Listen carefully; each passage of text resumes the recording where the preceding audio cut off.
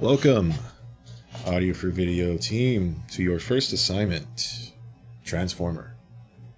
I'm going to go through pretty much each of these spotting notes, not in order, but we pretty much will cover them all. I'm going to go through all of my tracks, the original track that I pulled them from, the original sample, and the processing that I did to them, and kind of some of the ideas that I was going for and reaching for when doing this project. So yeah, let's get started. You're going to want to have your video open, obviously. So you're going to be focusing on your video. You need to know, oh, this may look different from you guys the way I have mine set up. This is the way I like to work. Let me see, the F, what is it? F9 if you have a dual screen. No, F8 if you have a dual screen. F9 is what y'all guys are pretty much used to looking at. I operate on this F7. This works better for me. So yeah, your Media Explorer, you would be dragging and dropping samples from here. Some of these are actually duplicates. Sorry, I didn't catch that. I'll have to clean that up for next class. But whatever. So anyway, you'll have that open and your video screen open. And that's pretty much how I went through the entire project, going back and forth. That and your SMPTE timecode up here is very, very crucial. That's the one you're going to be really focusing on. So let's take a listen to what I did, if you didn't watch the one that I sent out for y'all.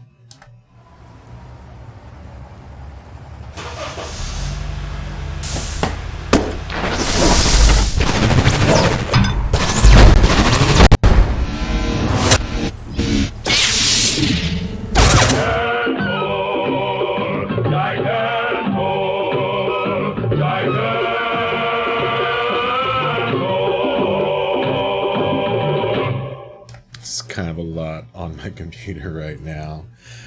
So yeah, let's break things down. So when we talked about the elements, there's nobody talking in this one. So of the music elements, of the sound effects, and the Foley, there is no dialogue in here. I threw in some music. This can be any music of your choosing. So whatever you want to, pop it in there. Yeah, so I pulled that from. Let's see. The first thing I sent, that was like the last thing I did. So don't worry about picking your music first. The first thing I did was I wanted to set the ambience. I wanted to set the stage of ambience. So here's what all that sounds, or here, let's start with the first thing that I got. I got the Air Street sample. I'll pull this open. I got the Air Street sample. I just picked a spot that I dug, and then I gained it up about 18 dB. You can grab that red line in the middle. And then, let's see, without the EQ, we have... Mute the music. Sounds fine. There was some low-end rumble I wanted to get rid of, so I just shuffled it out.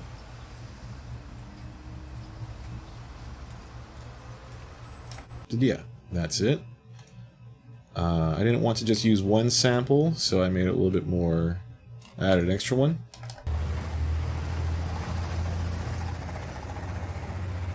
And that I'm not even doing anything to it. It sounded fine. I'm not even gaining it up. It sounds great. So that is our bedrock foundation. Ooh. So there you go. Boom, your first... There you go, taken care of. Cars in the background, fade up, check mark that off. Congratulations. Oh, one thing I didn't talk about was, like, I have these in groups. I don't know if y'all covered that in the other classes, but if you want to make a group out of a track, so let's say I have this as something, and then I want to group this track underneath here, all I have to do is click and drag, and you see how that little blue line indents in? Now that becomes part of that group. So this is pretty much a subgroup. I like the way that really works. That's awesome on Reaper. Pro Tools and Logic handle that in a very convoluted, different way. Cool. So that is our ambience. Our ambience is set. Let's see, I have some bus processing here. So all of my robot sounds go into one bus as the robot. And yeah, now I have a fader that can control all of him, basically, if I need to move it around, or if I need to do some buzz processing, which is what I did. All right. First thing I did, what I like to start with, is kind of the obvious, biggest things. So I went straight for,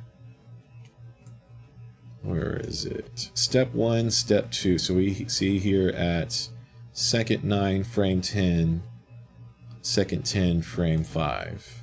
So if I click on this, I have this hitting right at second 9, frame 10, and this one right at second 10, frame 5. You can zoom way in there and see that it's hitting right at that point. Zoom this out a little bit. Yeah, there you go. And I may have trimmed it up just to be right dead on. I forget what the original sample is like. So here's what I got. And you can see it is the shovel sample. So without any effects on there, you get sounds like a shovel. So how do we make a shovel sound like a gigantic foot? This was really fun because I got to really dive into the some of the Reaper plugins that I don't get to use too often. Some that I do definitely get to use very often. So this was a fun project to revisit in a different DAW. So like I said, pitching is your biggest thing that you can do, and easiest one. It brings weight to it immediately. Let's bring this back. So if you haven't used this guy, let me talk about it really quick. You have a wet and a dry knob. So I'm actually retaining a little bit of the original sample, and I'm adding in some affected pitched in noises. So here you have different modes of shifting the pitch. You can shift in semitones, synths, or this is kind of like a global, and this is much more defined. So you can do synths, semitones, octaves, and this format knob here, it might not be on all pitch shifters, but when you do have it, it's a really useful tool. The best way I can describe it is that when you pitch a voice up, it gets this really chipmunk quality, and what this does is if you shift it down, it retains some of the body in it. It's kind of like if you bring it negative, it's a D chipmunkifier, and if you bring it positive, it's a D round voiceifier. So in sound, I've never really used it for sound design, but I thought it was a really cool thing to mess with in this one. So I'll show you what I did. And in this instance of this plugin, you can actually have multiple pitch shifting effects going on. So here's the first pitch shifting that I did. Brought it down an octave, some semitones, and made it thicker. And then I added this other one.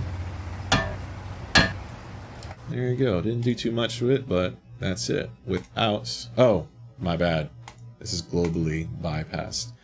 I'm an idiot. I am an idiot. Happens all the time. So this is what this one sounds like. There you go. Oh, so let me show you what this sounds like. So without any doing the format shifting, and I want it to sound a little bit bulkier. Ooh, undo. Undo what I just did. There you go. So that's not a huge difference. And then we'll add the second pitch shifter. Cool. So I like the way that bigness kind of sounds, but I wanted some more weight in the low end. There's this plugin called 50 Hertz Kicker, and essentially, if I believe if Bissell explained the trick of sidechaining a 50 hertz tone to a drum sample, and then every time that an audio is triggered into it, it creates this synthetic 50 hertz low tone, and that's pretty much what this guy is doing. That when these hit, 50 hertz will generate big. So this is a really cool plugin for kick drums. Be very careful with it. But yeah, sound design, this is really awesome. And then I wanted to compress it a little bit. Put more attack on it instead of just being one big blob of sound. Make it a little bit more transient. There we go.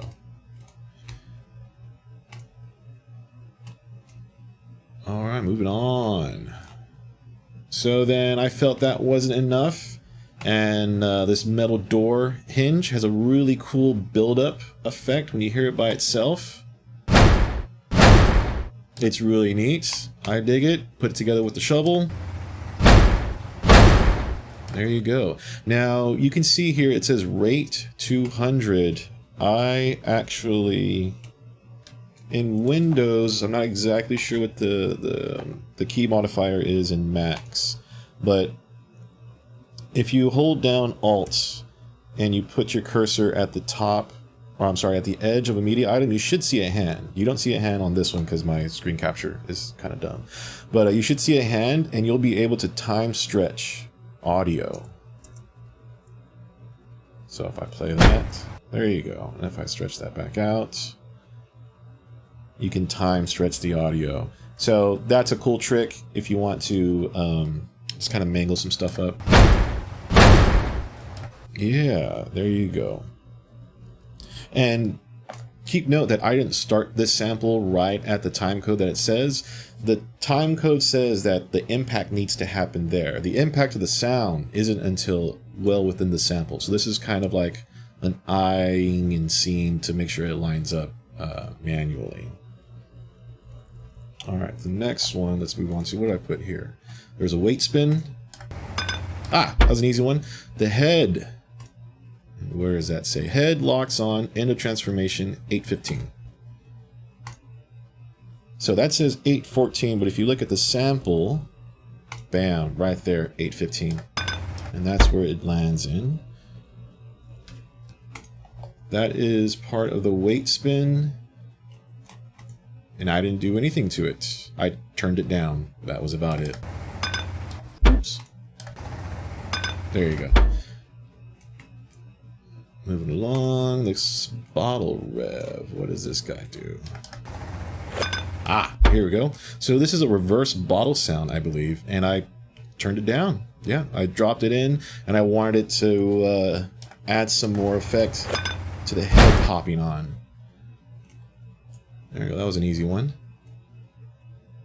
So these two sounds pretty much kind of like go together. Their emphasis is right where that time code was. What is this one? Ah, this is more for the head to really hit on. Yeah, and then this lines up right with that time code. Right in there. Boom. Okay. So what did I do to this? Obviously, I pitched it down because everything needs to get pitched down.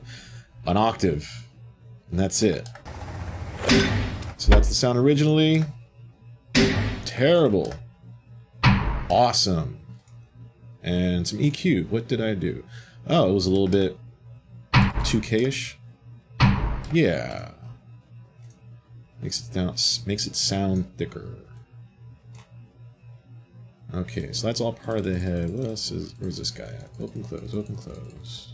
Ah, let's see. Ah, okay, so this is the door. Where is it at? Okay, this is two. Poof of air and door open, so that's 424. Where is it at? 420. Okay, yeah, this one. Oh, here it is. Yeah, no, that's the poof of air.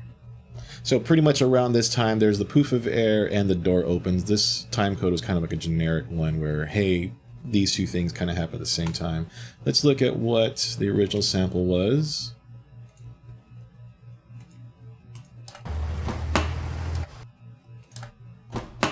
Yeah, it sounds like a door opening in a garage. Brought it down 6 semitones. There you go. Sounds like a bigger door. And the poof of air is also part of that. This is where the 4...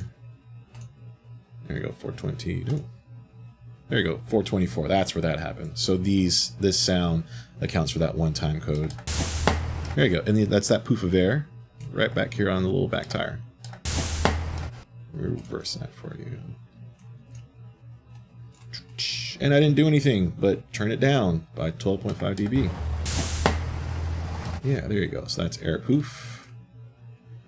Trash can makes an appearance. Where is trash can happening at? Here we go. Trash can happens at. Trash can is the back shield. This one's a little weird. Cape shield hitting back 802. Yeah, so about 802 is where the sound really kind of caps out at. I turned it down, and it looks like I pitched it, obviously. Without it. That sounds terrible. Yeah, so this is where I shifted it up 3 semitones. Let me pull back this format thing. Sounds terrible. Brought down this format shift, and it kind of de-chickmunkified it, or didn't really sound like a chickmunk, but just brought some, I don't know, darkens it up, fills it up. It's kind of weird. So that's that one. Let's go to this next one. Weight spin. Where are you, weight spin? Here we are. What does it do? Oh, let's reverse that. Ah, okay, so this is the back hitting, locking into place. 702. Here, yeah, lock body into place. 702. That's exactly where that happens. This is, here we go, 50 hertz kicker and re-pitch. And I'm also adjusting the time for it. So whenever you see this rate and this number change, that means that I've grabbed it and stretched it in time. So that was what it sounded like originally. Yeah, I sped that up. It looks like it's saying like I sped it up 4.5 times. I pitched it down. There we go. And it had kind of the tonality I wanted, but it didn't have the weight. So then I added this 50 hertz kicker. There we go. Some low end kick in there. Trash can again makes an appearance. And all these samples, I've just gotten pieces of them. They're not the full sample, obviously not the full sample playing along. But in each sample, there's a couple of takes in different things that happen. And so just use your imagination of what you want to use. So a trash can, what does it do? Fender pop. I know that is called the Fender pop. 521. And if we go right to it, 521. So without the pitching, sounds like a Fender pop. And we bring it down 9 semitones. Format shift up about 2. There we go. So this is without the format. A little too dull. And if we bring it up, there you go, lifts it up just a bit.